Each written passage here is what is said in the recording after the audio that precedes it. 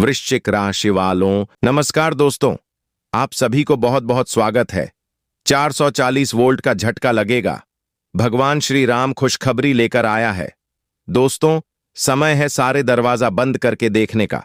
जब जिंदगी आपको 440 वोल्ट का करंट जैसा झटका देती है तो समझ लीजिए ब्रह्मांड आपको बहुत कुछ देने वाला है। इसका आपने कभी अंदाजा नहीं लगा सकते।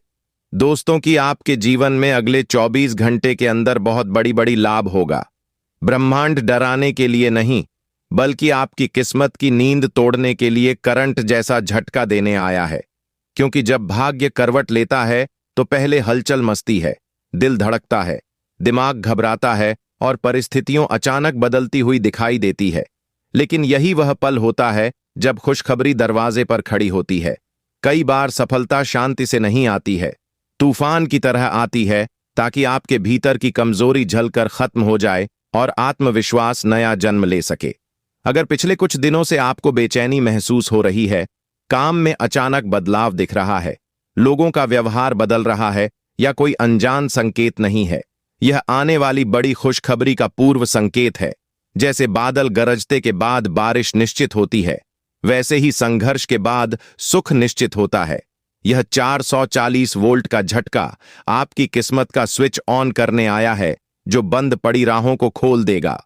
रुके हुए काम अचानक गति पकड़ने, अटकी हुई धनराशि मिलने के संकेत बनेंगे और जो लोग आपसे दूर हो गए थे वह भी दोबारा संपर्क करेंगे।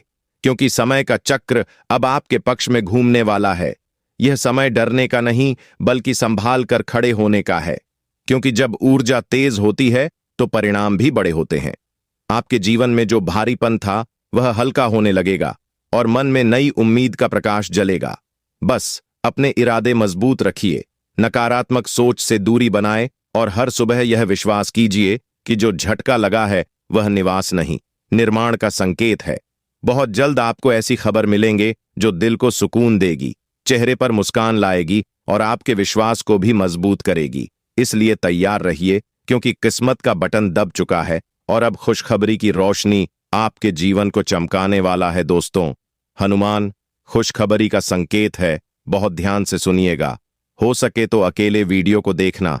कमेंट में जय श्री राम जरूर लिखें, क्योंकि भगवान श्री राम आशीर्वाद आपके ऊपर प्राप्त हो सके। पालनहार भगवान विष्णु और कृपया के सागर महादेव की ऊर्जा से जुड़ा हुआ है और यह संकेत देता है कि जीवन एक नए मोड़ पर खड़ा है, जहां पिछले संघर्षों का परिणाम अब धीरे धीरे सामने आने लगेंगे। बीते समय में जो मानसिक दबाव, आर्थिक उलझन और संबंधों में दूरी महसूस हुई थी, वह अब समझदारी और धैर्य से सुलझने की दिशा में बढ़ेगी। कार्यक्षेत्र में जो रुकावटें थीं वह हटेगी, लेकिन इसके लिए अहंकार त्याग कर अनुशासन अपनाना आवश्यक है। सुबह के समय नकारात्मक संकल्प लेकर दिन की शुरुआत करें और अपने लक्ष्य को स्पष्ट रखें, क्योंकि ब्रह्मांड आपकी मेहनत को देख रहा है। प्रेम जीवन में यदि मनमुटाव है तो संवाद से समाधान निकलेगा। जीवन साथी या प्रेम व्यक्ति के साथ समय बिताने से गलतफहमियां दूर होंगी। जो लोग अविवाहित हैं उनके लिए कोई नया प्रस्ताव या पुराना संपर्क फिर से सक्रिय हो सकता है। व्यापार और नौकरी में धीरे धीरे स्थिरता आएगी। रुका हुआ पैसा मिलने के संकेत है, लेकिन खर्चों पर नियंत्रण रखना बहुत जरूरी है। निवेश सोच समझकर करें और किसी पर आंख बंद करके भरोसा न करें। परिवार में बुजुर्गों का आशीर्वाद आपके लिए रक्षा कवच का काम करेगा।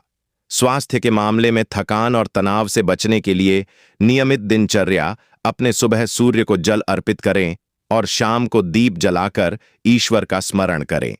सप्ताह के माध्यम में कोई महत्वपूर्ण निर्णय लेना पड़ सकता है, इसलिए जल्दबाजी से बच्चे। जो लोग लंबे समय से सफलता का इंतजार कर रहे थे, उनके लिए अचानक कोई शुभ समाचार आ सकता है।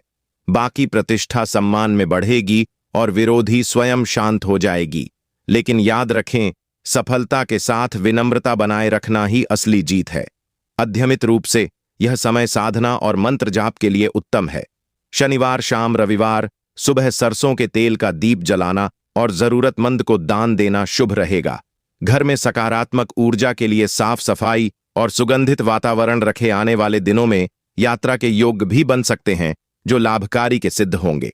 फूल मिलाकर यह चरण जीवन को नई दिशा देने वाला है, जहां धैर्य, मेहनत और विश्वास से आप हर क्षेत्र में आगे बढ़ेंगे और जो सपना लंबे समय से अधूरा था वह धीरे धीरे साकार होने लगेगा। दोस्तों, सच्चे मन से यह सुविचार को सुनना एक समय की बात है, जब चारों दिशाओं में अंधकार, भय और खिल रही थी। तब वानर कुल के जन्मे अद्भुत पराक्रमी हनुमान अपने वास्तविक बल से अनजान थे और बाल्यावस्था में चंचलता के कारण उन्होंने उगते सूर्य को फल समझकर पकड़ने का प्रयास किया, जिससे देवताओं में हलचल मच गई। इंद्र ने उन्हें रोकने के लिए बाजर का प्रयोग किया और वह मूर्छात होकर धरती पर गिर पड़े। यह देखकर वासुदेव क्रोधित होकर समस्त प्राणवायु को रोकने लगे, जिससे दृष्टि में हाहाकार मच गया। तब सभी देवताओं ने मिलकर हनुमान को अमृता, बल, बुद्धि और निर्भयता का वरदान दिया और उसी क्षण से वे अद्भुत शक्तियों के स्वामी बने। समय बिता और जब प्रभु राम को माता सीता के खोज के लिए ऐसे सेवक की आवश्यकता थी जो असंभव को संभव बना सके, तब हनुमान का वास्तविक स्वरूप जागृत हुआ। समुद्र के सामने खड़े होकर उन्होंने मन में प्रभु राम का नाम लिया और एक ही छलांग में विशाल सागर को पार कर लिया। रास्ते में अनेक बाधाएं आईं, लेकिन उन्होंने संयम, विवेक और भक्ति से सबको पार किया।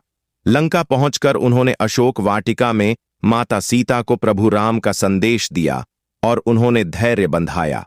रावण की सभा में निर्भय होकर सत्य बोला और जब उनकी पूंछ में आग लगाई गई, तब उस अग्नि को न्याय का मध्य बनाकर उन्होंने अधर्म की लंका जला दी।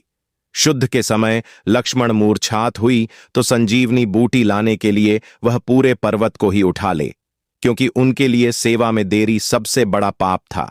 शुद्ध समाप्त होने पर भी उन्होंने कभी श्रेय नहीं लिया और सदा स्वयं को दास ही कहा। इसलिए हनुमान की कथा हमें सिखाती है कि सच्ची भक्ति शरीर में नहीं, बल्कि भक्ति निष्ठा और सेवा भाव में होती है।